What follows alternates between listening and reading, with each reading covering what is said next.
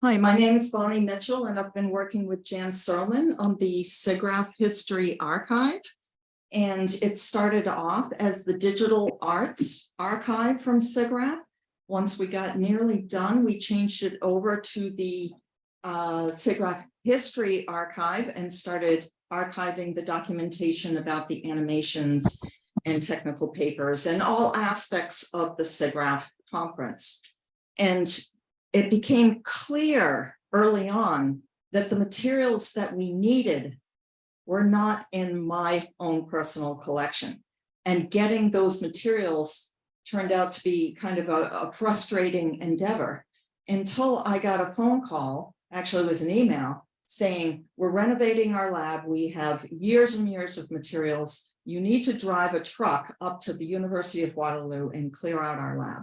So that started the SIGGRAPH History Archive and the physical archive. And the physical archive, fortunately, was given a room at my university, and it is now filled with books and lots of swag like pins. We've got it all organized in little bins. We have cabinets and bookshelves and posters, and that turned into a whole procedure that I hadn't really anticipated initially, because we initially started with an online archive. Well, it now turned into a physical archive along with the online archive, and that means that we're receiving shipments of things, logging things, photographing items, scanning, making lots of spreadsheets. And so Jan's going to talk a little bit about going from this physical to the digital. And Jan, can you join us? I would be glad to.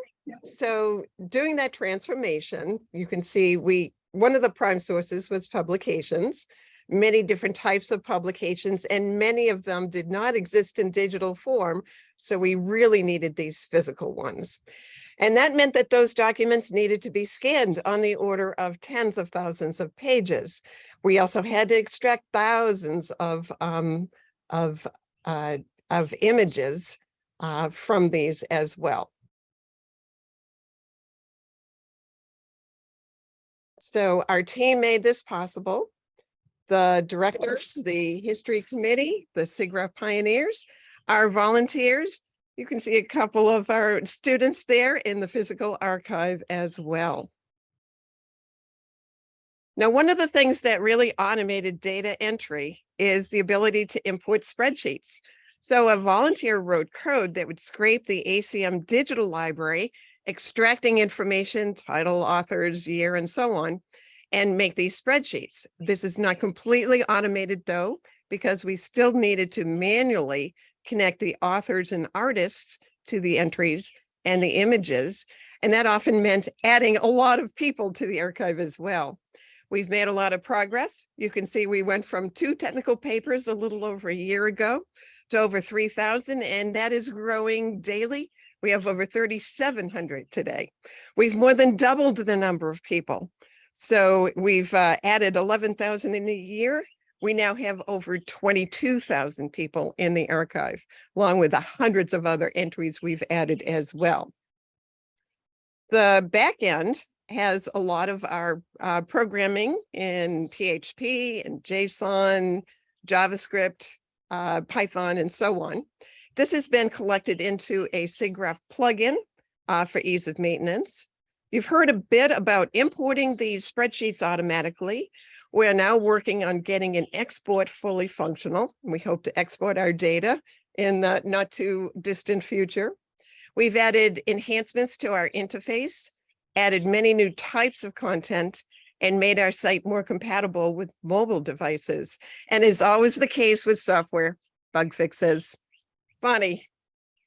Oh, and the exciting thing is SIGGRAPH is celebrating its 50th conference celebration, and we are going to activate this archive.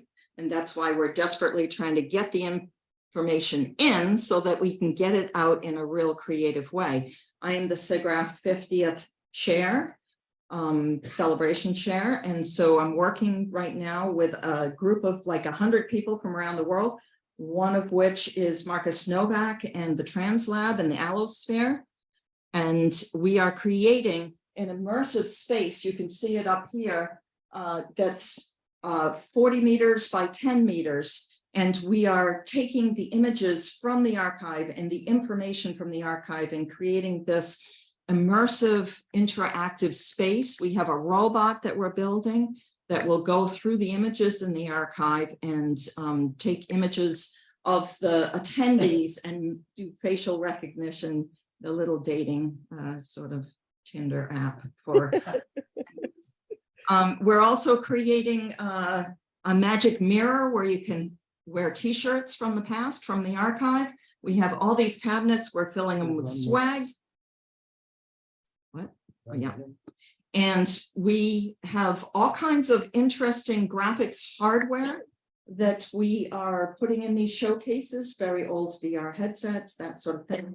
We're also bringing back a number of installations from the past and displaying those in the LA Convention Center.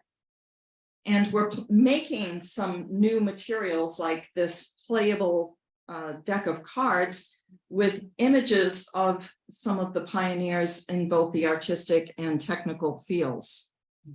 And I'm also doing a talk series, a retrospective talk series. You can see that we have a number of technical pioneers in one of the sessions. We have another session that's focusing on experiences, which would be the art show, emerging technologies, the film and video show. And we're also taking a look at the past conferences in this talk series.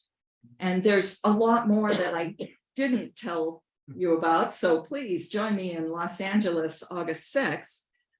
But really, there's a lot more that we need to do, and I'm very inspired by some of the talks that I saw earlier, because I really want this archive to come alive, to get out of the computer and just be accessible in lots of multiple ways. Thank you.